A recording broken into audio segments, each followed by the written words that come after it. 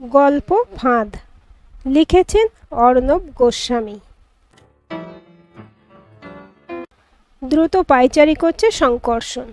ঘড়ির কাঁটার চেয়ে দ্রুত টিকটিক আওয়াজ ধেয়ে আসছে তার হৃৎপিণ্ড থেকে। মনে শান্তি না থাকলে এরকম হয়।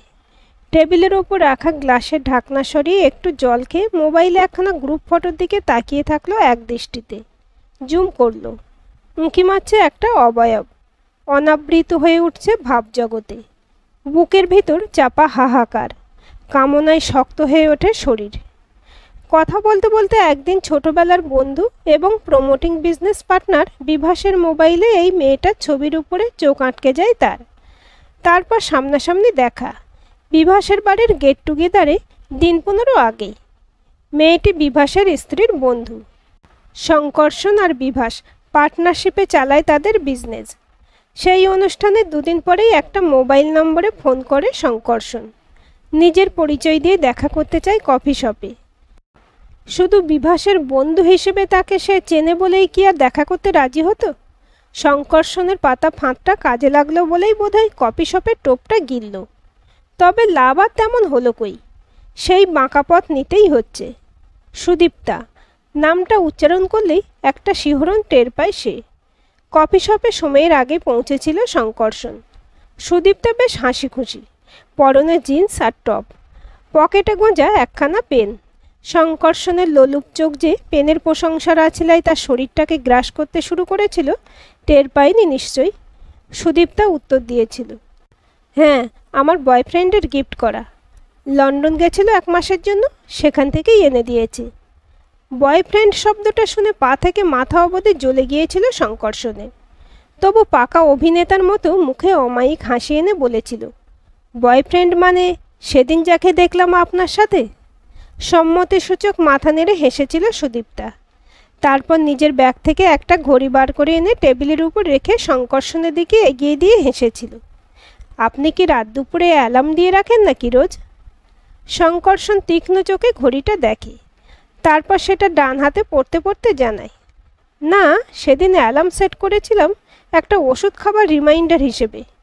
ভারী খাবারের পর একটা হজমের ওষুধ না খেলে বড়ই কষ্ট পাই পরের দিন। তারপর একটু থেমে বলে, ঘড়িটা কখন যে হাত থেকে পড়ে গেছিল খেয়ালই হয়নি। কিছুক্ষণ দুজনেই চুপচাপ।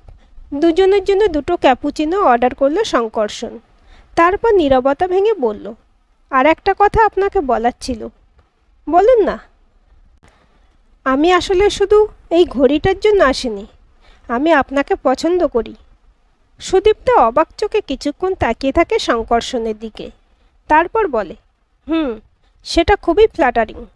আপনি তো প্রীতমকে সেদিন দেখেইছেন, কাজেই নতুন করে তো আপনাকে কিছু বোঝানোর নেই। আমার প্রয়োজনটা পুরোপুরি শারীরিক। I just want to sleep with you, just once.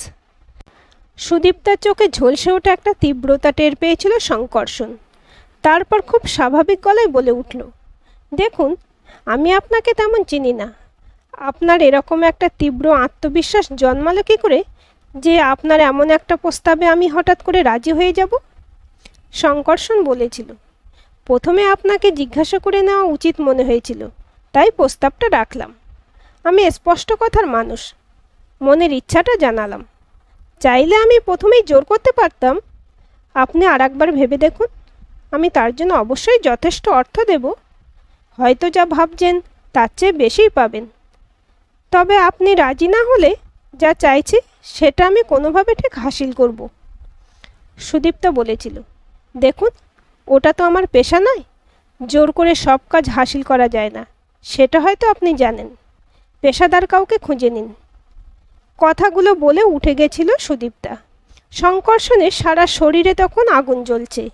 বিভাসের কাছে শুনেছিল একটা ছোট প্রাইভেট কোম্পানিতে চাকরি করে মেয়েটি।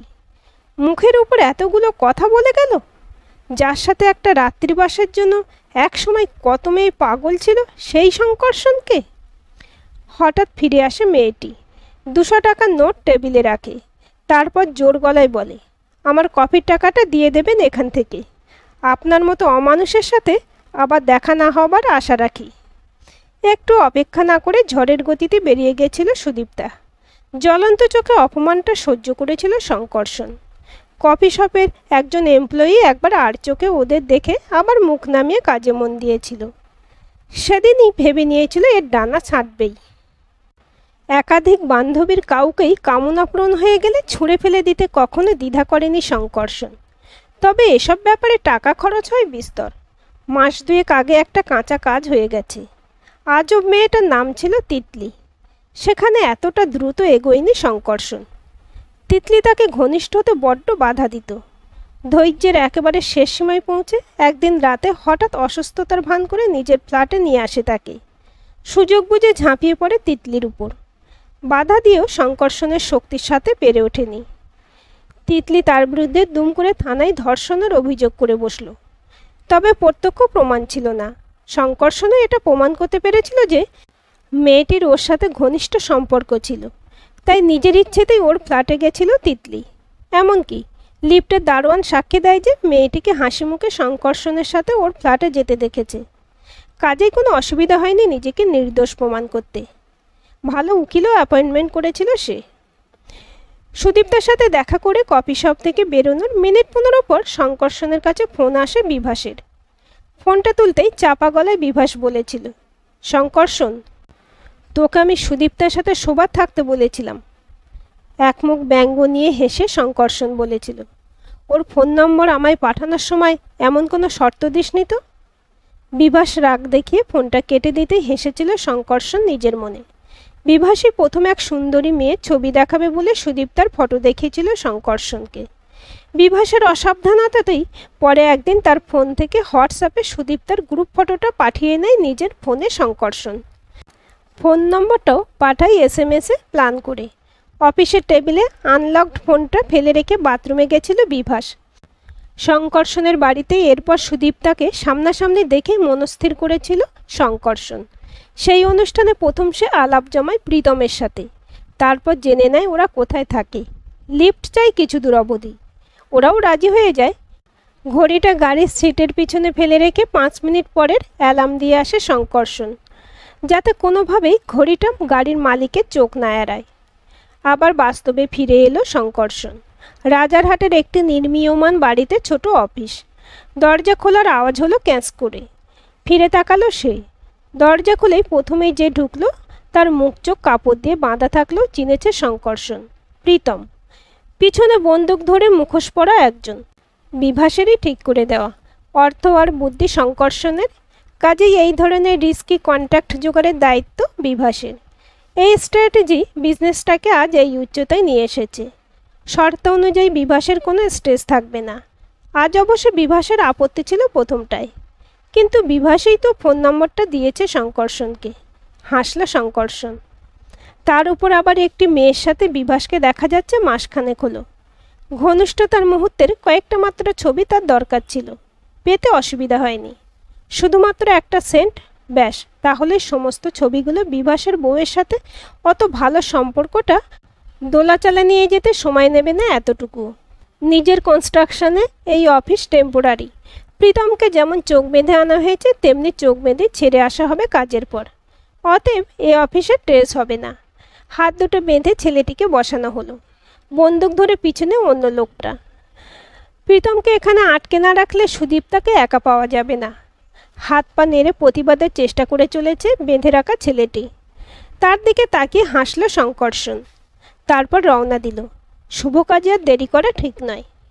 রাজারহাটে একটা ফ্ল্যাটে সুদীপ্তা এবং প্রীতম থাকে। কিছুক্ষণের মধ্যেই সেখানে পৌঁছালো শঙ্কর্ষণ। রাত তখন 9টা। সাথে রিভলভারটা আছে, সাবধানের মার নেই। গেটে দারোয়ান আটকালো, কিন্তু নাম আর কোথায় যাচ্ছে জিজ্ঞাসা করে ছেড়ে দিল। মনে মনে হাসল শঙ্কর্ষণ। তার চেহারা দারোয়ানের বলা চেহারার সাথে কোনোভাবেই মিলবে না। তার এই নকল চাপদাড়ি দারোয়ানের চোখে ধুলো দেবার জন্যই শুধু নয়, সুদীপ্তার ঘরে ঢোকা পর্যন্ত যে কেউ তাকে দেখুক তাকে একটা দাড়িওয়ালা লোক বলে চিহ্নিত করবে তো বটেই। ভাগ্য অতি সুপ্রসন্ন। ফ্ল্যাটটাতে পৌঁছানো অবধি আর কারোর সামনে পড়তে হয়নি। পৌঁছে দরজা নক করলো শঙ্কর্ষণ। নক করে একটু সাইডে দাঁড়ালো যাতে ভেতর থেকে কি হোল দিয়ে তাকে দেখতে না পাওয়া যায়। একটু বাদে দরজাটা খুলে কাউকে দেখতে পেল না সুদীপ্তা। তারপর দরজার বাইরে এলো। তখন আচমকা সুদীপ্তাকে এক ঝটকায় ঘরের ভিতরে ঢুকিয়ে মুখ চেপে ধরল শঙ্কর্ষণ। শুনুন, চিৎকার করবেন না, করলে আপনারই ক্ষতি, বলে রিভলভারটা সুদীপ্তার দিকে তাক করল শঙ্কর্ষণ। সুদীপ্তা ঘাবড়ে গিয়ে চুপ করে রইল। নিজের নকল দাড়িটা খুলল শঙ্কর্ষণ। তারপর বলল, ছদ্মবেশটা আপনার কাছে রাখতে ইচ্ছে করল না। সুদীপ্তা বলল, একটা চাপদাড়ি কি শয়তানের অবয়ব বদলাতে পারে? মেয়েটার তেজ দেখে অবাক হয়ে যাচ্ছে শঙ্কর্ষণ, কিন্তু মাথা ঠান্ডা রাখল সে। ঝামেলা চায় না আর।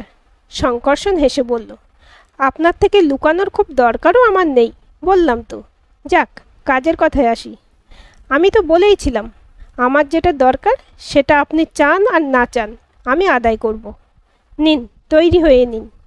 আগেই যদি রাজি হয়ে যেতেন, শুধু শুধু আর আমায় এত কষ্ট করতে হতো না। মেয়েটা এমন স্থির আছে কি করে? অধিক শোকে পাথর? সে আবার বলল, ও, আপনি বোধহয় বন্দুক দেখে ভয় পাচ্ছেন। দাঁড়ান, ঢুকিয়ে রাখছি, বলে বন্দুকটা পকেটে ঢোকাতে যাবে এমন সময় আচমকা ঘটল একটা ঘটনা। টেবিলের উপরে রাখা ভারী ফুলদানিটা তুলে শঙ্কর্ষণের মাথা লক্ষ্য করে ছুঁড়ে মারল সুদীপ্তা। কিন্তু তারই সৌভাগ্য হোক আর সুদীপ্তার দুর্ভাগ্য, একটুর জন্য মাথার 1 ইঞ্চি দুধ দিয়ে বেরিয়ে গেল। শঙ্কর্ষণের মাথায় খুন চেপে গেল। ঝাঁপিয়ে পড়ল সে সুদীপ্তার উপর। সুদীপ্তা তাকে বাধা দেবার চেষ্টা করল, কিন্তু শক্তির সাথে এঁটে উঠল না। শঙ্কর্ষণ তাকে ঠেলতে ঠেলতে বেডরুমে নিয়ে আসলো, তার মুখ চেপে ধরে। তারপর তাকে বিছানায় ফেলে দিল এক ঝটকায়। তৈরি হলো এক নির্মম খেলার জন্য। তার মনে তখন এক প্রশান্তি। দুহাতে সুদীপ্তার জামার কলার ধরেছে সে। সুদীপ্তার হাত দুটো বিছানার উপর দুদিকে প্রসারিত। নিজের ঠোঁট সে সুদীপ্তার মুখের দিকে এগিয়ে নিয়ে এলো, কিন্তু পৌঁছাতে পারল না। তার শ্বাসনালীর উপর একটা তীব্র হাতের আঘাতে দম বন্ধ হয়ে এলো। সুদীপ্তার অমন সুন্দর হাতে যে এত অসম্ভব শক্তি থাকতে পারে সে কথা স্বপ্নের অতীত। মাথাটা ঝিমঝিম করতে থাকলো তার। সে কি জ্ঞান হারাচ্ছে? অন্যমনস্ক হয়ে গলার কাছে নিজের হাতটা বোলাতে লাগলো শঙ্কর্ষণ। তখনই অনুভব করলো আচমকা তার হাতের শিরায় একটা যন্ত্রণা। নিমেষে যেন তার হাত পা শিথিল হয়ে যেতে লাগলো। চোখের সামনে অন্ধকার নেমে আসতে লাগলো। ঘুমে ঢলে পড়ার আগে সুদীপ্তার মুখের হাসিটা দেখতে পেল সে। যখন তার হুঁশ ফিরল, শঙ্কর্ষণ সেই খাটটাতেই শুয়ে আছে, কিন্তু তার হাত পা বাঁধা। হাত দুটোকে টানার চেষ্টা করলো, কিন্তু অনুভব করলো একটা ভারী কিছুর সাথে দড়ির অপর প্রান্ত বাঁধা। কথা বলতে গিয়ে পারল না, মুখে টেপ আটকানো। নড়াচড়ার আওয়াজে পাশের ঘর থেকে এলো সুদীপ্তা, পেছনে প্রীতম। ছাড়া পেল কি করে ছেলেটা? সুদীপ্তা এগিয়ে এসে তার মুখের টেপটা খুলে দিল। হাত তুলে দেখালো একটা আইডি কার্ড। বলল, সাব ইন্সপেক্টর সুদীপ্তা সেন, আর আমার সহকর্মী ময়ূক চৌধুরী। ভেবেছিলেন একটা ফাঁদ পেতেছেন, কিন্তু নিজেই যে একটা ফাঁদে জড়িয়ে পড়ছেন ভাবেননি বোধহয়। অনেকক্ষণ ঘুমালেন। উইন্ড পাইপের উপর মোক্ষম পাঁচটায় নিমেষে কাইল হয়ে গেলেন যে এতটা দুর্বল আপনি, তা প্রথমটাই মনে হয়নি। তবে শত্রুকে দুর্বল ভাবার মতন বোকামো না করে লোরাজেপাম ইন্ট্রাভেনাস ইনজেক্ট করেছিলাম। ঘণ্টাখানেকের জন্য ঘুম পাড়িয়ে দিতে জুড়ি নেই। তবে আপনি দেখছি প্রায় ঘন্টা 2 ঘুমিয়ে উঠলেন। শঙ্কর্ষণ অবাক। সুদীপ্তা আবার বলল, ভেবেছিলেন তিতলিকে ধর্ষণ করে পার পেয়ে যাবেন। না, সেটা আমি থাকতে হবার নয়। শুধু সোজা আঙুলে ঘি না ওঠায় আঙুলটা একটু বেশি মাত্রায় বাঁকাতে হয়েছিল। শঙ্কর্ষণ হেসে বলল, এটা দিয়ে কি প্রমাণিত হয়? সুদীপ্তা হেসে খাটের সামনে রাখা টিভিটা চালিয়ে দিল। তাতে একের পর এক ভেসে উঠল চেনা কতকগুলো চলচ্ছবি। কফি শপে সুদীপ্তার সাথে কথোপকথন, প্রীতম ওরফে ময়ূককে কিডন্যাপ, আর সুদীপ্তাকে ধর্ষণের চেষ্টা। সুদীপ্তা বলল, আমার যে পেনটি আপনি দেখেছিলেন সেটি একটি বিশেষ কারণে আমাকে নিয়ে ঘুরতে হতো। এরপর পেনটি বার করে তার সামনে ফিট করা ছোট ক্যামেরাটা দেখালো সুদীপ্তা। পেনটি ঢুকিয়ে রেখে আবার বলল, ঘরটার মধ্যে বিভিন্ন জায়গায় কয়েকটি স্পাই ক্যামেরা আছে। সেটা নিশ্চয়ই আপনার মতো ধূর্ত লোককে আলাদা করে বলে দিতে হবে না। তাছাড়াও আপনার ফোন কলগুলোর রেকর্ডিং আমার কাছে একেবারে যত্ন করে রাখা আছে। সে আর আপনি না শুনলেও চলবে। এখন আপনার বিরুদ্ধে অনেকগুলো অভিযোগ। একজন অফিসারকে কিডন্যাপের চেষ্টা, একজন মহিলা অফিসারকে রেপের চেষ্টা। তিতলি রেপটা প্রমাণ করতে না পারলেও চলবে। আর হ্যাঁ, আপনার বন্ধুটিও চেয়েছিল তার বিজনেস থেকে আপনাকে বার করতে, কারণ বদনাম তার ব্যবসার জন্য ভালো নয়। আপনাকে মুখে কিছু বলেনি, কিন্তু আপনার ধর্ষণে জড়িয়ে পড়াটা উনি পছন্দ করেননি। তবে নিজের মুখে কিছু না বলে আমাদের সাথে হাত মিলিয়েছিলেন আর কি। কালকের কিডন্যাপার রাজারহাট থানার আরও একজন সাব ইন্সপেক্টর। আমাদের তিনজনের উপরেই এ কাজের ভার ছিল, তাই একটু অন্যভাবে খেলাটা চালালাম। আপনার কিডন্যাপের ইনস্ট্রাকশন তার ফোনে রেকর্ড করা, যেটা কিনা আপনার ইন্টেনশন প্রমাণ করে। একটু থেমে সুদীপ্তা আবার বলল, তিতলির কেসে আপনি নিজেকে নির্দোষ প্রমাণ করার পর থেকে যা যা ঘটেছে সব কিছুই গোপনে। আপনি বিভাসের সাথে যে মেয়েটিকে দেখেছেন কয়েকবার, সেও তার স্ত্রীর চেনা। বিভাসের স্ত্রী আমার কলেজের বন্ধু, এটুকুই শুধু সত্যি। এই ঘটনার সমস্তটাই তার স্ত্রীর জানা। যতটা বোকা আপনি বিভাসকে ভেবেছেন তা সে নয়। অন্তত এতটা তো নয় যে আপনার মতন একটা লোকের সামনে নিজের ফোনটা আনলক করে রেখে সে বাথরুমে চলে যাবে অনেকক্ষণ ধরে।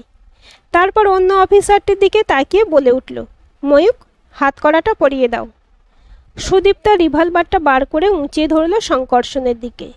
বলল, যদি ফুলদানিটা আপনার মাথায় লাগানোর হতো তাহলে আমি সেটা চাইলেই পারতাম। আপনাকে উত্ত্যক্ত না করলে বোধহয় আসল শয়তানকে দেখতে পেতে একটু দেরি হতো, তাই ওই ব্যবস্থা আর কি। কোনো ঝামেলা করলে এটা চালাতে আমার হাত কাঁপবে না। আর হ্যাঁ, আপনার বেআইনি রিভলভারটা সাথে রাখাটা আর একটা চার্জ। ওটা ছবি আর হাতের ছাপসহ সংরক্ষিত। ফ্যাকাশে হয়ে যাওয়া মুখে শঙ্কর্ষণ চেয়ে থাকল। তাকিয়ে সে আছে সুদীপ্তার দিকেই, কিন্তু সে চোখে এখন আর কামনা খুঁজে পাওয়া যাচ্ছে না, বরং প্রকট হয়েছে আতঙ্ক। আজকের এই গল্পটি আপনাদের কেমন লাগলো কমেন্ট করে জানাবেন। ভালো লাগলে অবশ্যই একটা লাইক দেবেন আর চ্যানেলটি সাবস্ক্রাইব করে সাথে থাকবেন।